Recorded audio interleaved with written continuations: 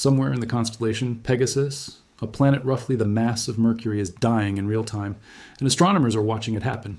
Every 30.5 hours, it completes another lap around its star, and every single lap, it loses an amount of solid rock equivalent to an entire Mount Everest, boiled directly off its surface and flung up behind it in a tail of dust and molten debris stretching more than 5.5 million miles long. There is no explosion, no single dramatic moment marking its end. Just a slow, continuous, almost business-like disintegration, a world quietly bleeding itself away into space one orbit at a time, its own gravity growing weaker with every ounce of mass it loses, which in turn makes the next orbit's losses even worse than the one before it. It is not the only one. Hundreds of light years away, a second world is undergoing the exact same fate, its surface baked past 3,000 degrees Fahrenheit, hot enough to vaporize solid stone. Its own material streaming away into space in a comet-like plume astronomers can now study in unprecedented detail. Both of these planets are actively falling apart, and for the first time, scientists have turned the James Webb Space Telescope toward both of them, not just to watch them die, but to read the exact chemical fingerprint of what a rocky planet is actually made of on the inside, something that has never before been directly measurable by any instrument humanity has ever built. This is the real story of two worlds caught mid-collapse, and why their destruction might finally answer a question planetary scientists have never had any real way to test. To understand why this matters, you first have to understand just how rare a genuinely disintegrating planet actually is. Astronomers have now confirmed more than 6,000 exoplanets across the galaxy, worlds of every size, temperature, and composition imaginable, from scorching gas giants to icy super-Earths to small rocky worlds tucked into the habitable zones of distant stars. Of all of them, only a small handful have ever been caught in the specific, dramatic act of actively falling apart, their own surfaces boiling away into space under the brutal heat of an unusually close stellar orbit. The first examples of this phenomenon were identified roughly a decade ago, using NASA's Kepler Space Telescope. Distant worlds so close to their stars that their rock literally could not remain solid, evaporating steadily into space and leaving behind a telltale, irregular dimming pattern each time the resulting dust cloud passed in front of the star from our point of view. An unmistakable signature completely unlike the clean, symmetrical dip in starlight produced by an ordinary, intact transiting planet. For years, that handful of Kepler-era discoveries represented essentially the entire known population of disintegrating exoplanets in the galaxy, a strange, rare category with barely enough known examples to study as a group at all, let alone compare against one another in any systematic way. One of those original examples is a world called K222b, first identified through NASA's K2 mission, the extended follow-up campaign that continued Kepler's exoplanet hunt after its original mission wound down. K222b is a small, rocky planet that completes an entire orbit around its star in roughly 9 hours, an almost unimaginably tight loop that places it so close to its host star that its surface temperature climbs past 3,300 degrees Fahrenheit, more than 1,800 degrees Celsius, comfortably hot enough not just to melt solid rock, but to vaporize it outright, the same way water boils away into steam, except here it's silicate minerals boiling directly in a gas and dust. For years, after its initial discovery, K222b remained a scientific curiosity. Astronomers could observe only indirectly, watching the irregular way it dimmed its star's light as its own shed material passed in front, without any real why, to determine exactly what that shed material actually consisted of. Recent observations using the James Webb Space Telescope changed that, confirming that this evaporated material has been sculpted by the planet's own motion into an extended, comet-like tail trailing behind it through space, made not of ice and frozen gas the way an ordinary comet's tail is, but of genuine vaporized planetary rock, cooling and condensing into fine dust as it streams away from the dying world that once held it together. The second world, and the one that recently made this story genuinely current, is BD plus Uro 5 4868ab, discovered by a team at MIT using NASA's Transiting Exoplanet Survey Satellite, or TESS, announced in the spring of 2025 and detailed in a paper published in the Astrophysical Journal Letters. This small, rocky planet, roughly comparable in mass to Mercury, though researchers believe it may have started out with more than double its current mass before losing so much material, orbits its star once every 30.5 hours, at a distance roughly 20 times closer than Mercury sits from our own sun.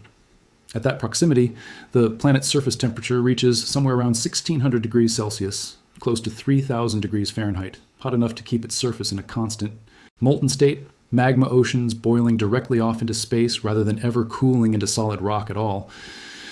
What makes BD plus 05 4868 AB stand out even among this already rare category of dying worlds is the sheer scale of its destruction.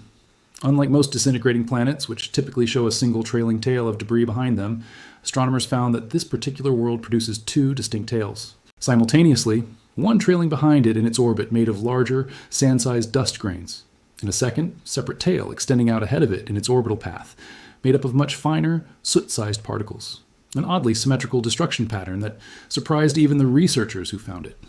Together, those two tails stretch across roughly 9 million kilometers, close to 5, and 500,000 miles, occupying nearly half of the planet's entire orbital path around its star. An almost unbelievable scale of destruction trailing behind an object smaller than our own Mercury, visible only because it happens to pass directly in front of its star from Earth's specific vantage point, dimming that starlight in an irregular telltale pattern each time it transits.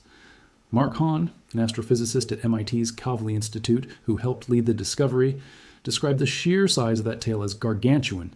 and noted that this level of destruction places BD plus 05 4868 AB well beyond any of the previously known examples of the phenomenon. As he put it, the length and severity of the tail implies the planet's evaporation is the most catastrophic yet observed, and that it will disappear considerably faster than any of the other known disintegrating worlds. The numbers behind that disappearance are genuinely staggering once you sit with them.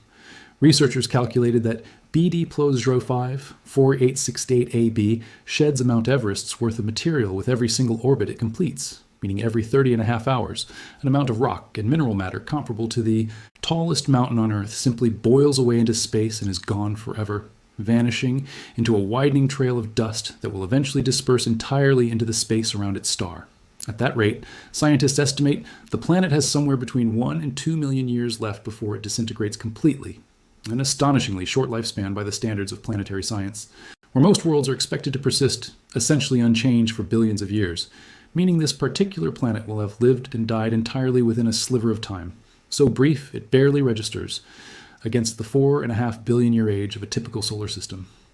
Avi Sporer, an astronomer on the TESS mission team involved in the discovery, explained the grim mechanics driving that runaway collapse in fairly plain terms. This is a very small object with very weak gravity to begin with, so it loses mass easily, and as it loses mass, its gravity weakens further, which in turn causes it to lose mass even more quickly than before. An accelerating feedback loop with no way to reverse itself once it gets started, the planetary equivalent of a snowball rolling downhill and picking up speed with every passing second. Sporer also noted just how fortunate the timing of this discovery actually was, describing the team as having gotten lucky, catching the planet at exactly the moment it's really going away,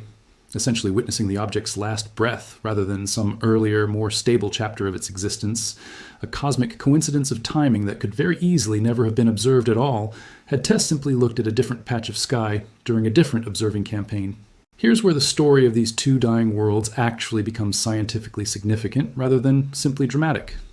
Under ordinary circumstances, there is no way for astronomers to directly determine what a rocky exoplanet is actually made of on the inside. You can measure a planet's overall mass and its overall size, and from those two numbers alone, calculate an average density, giving you a rough general sense of whether a world is likely to be mostly rock, mostly ice, or something in between. But that's essentially the ceiling of what's normally achievable, a single blended number standing in for an entire planet's internal structure, unable to distinguish between a world with a small metal core and a thick rocky mantle, versus one with a completely different internal arrangement that happens to average out to roughly the same overall density. There is no way to physically sample a planet's interior from tens or hundreds of light years away, no way to drill down and directly analyze what minerals actually make up its core, mantle, and crust,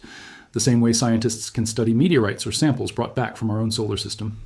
But disintegrating planet changes that equation entirely, because as its surface boils away into space, it is, quite literally, handing astronomers a sample of its own interior composition on a silver platter, material that was previously locked deep inside solid rock, now vaporized and drifting freely through space where a sufficiently sensitive instrument can actually examine it directly, atom by atom, mineral by mineral. That's exactly the opportunity the James Webb Space Telescope is now being used to exploit at both of these dying worlds.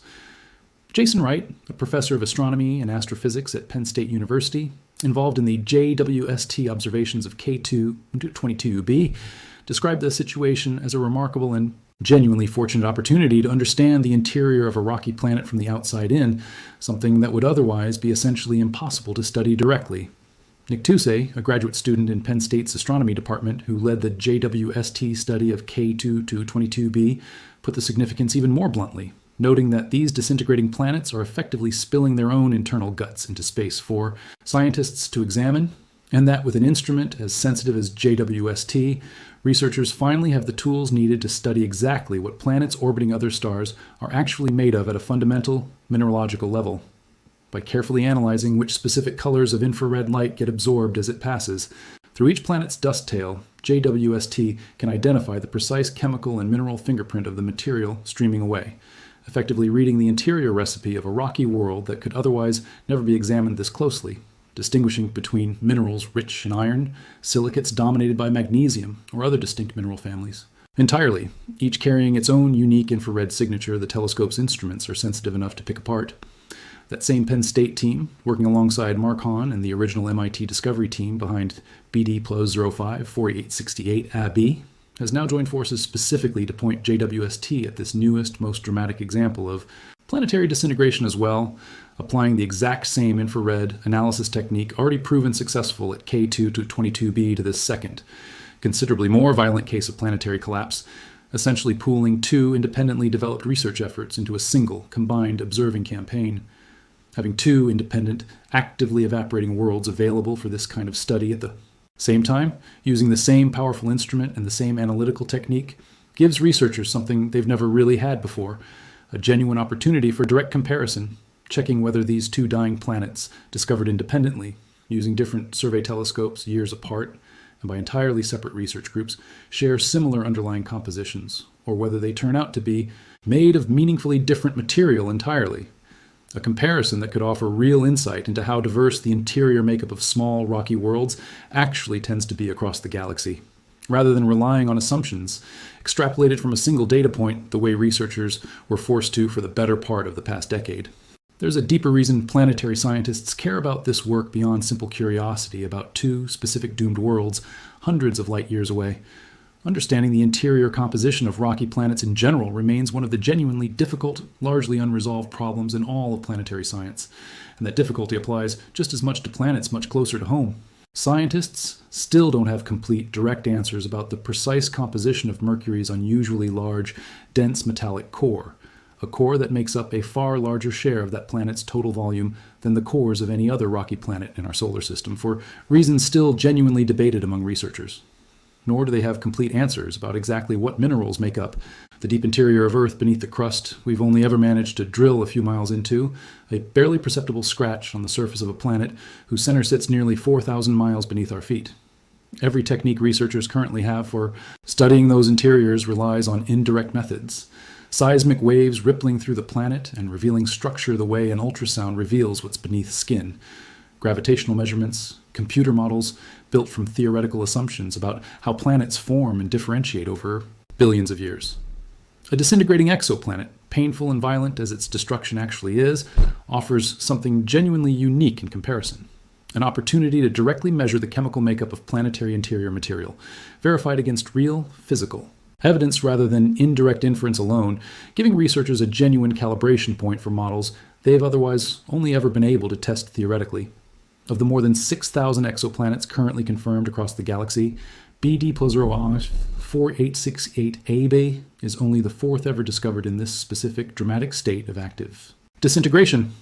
And by every measure researchers have gathered so far, it is also the most extreme example yet documented, producing a longer tail and a more severe transit signature than any of the three previously known disintegrating worlds combined. Mark Hahn has noted that his team intends to keep searching for additional examples of the phenomenon going forward, treating this discovery not as an isolated curiosity, but as the starting point for building out a genuinely comparative sample of dying rocky worlds, each one offering its own independent glimpse into planetary interior chemistry that would otherwise remain permanently locked away and unreachable. Step back from the individual numbers for a moment, and what's actually happening here is something genuinely remarkable, even setting aside the dramatic, almost horrifying spectacle of watching two entire worlds boil themselves away into space in real time. Astronomers are, for the first time in the history of planetary science, gaining direct physical access to the interior composition of the rocky planets they could never otherwise study this closely, made possible only because these particular worlds happen to be dying in exactly the right way, at exactly the right distance from their stars, to hand that information over freely as they disintegrate. There is something almost tragic about the arrangement, if you let yourself sit with it for a moment, the very thing making these two. Worlds scientifically invaluable is the exact same process that is destroying them completely, an entire planet's identity and structure being read for the first and only time in the final, brief window before it stops existing altogether. K222b and BD plus 05 4868 AB will not survive this process.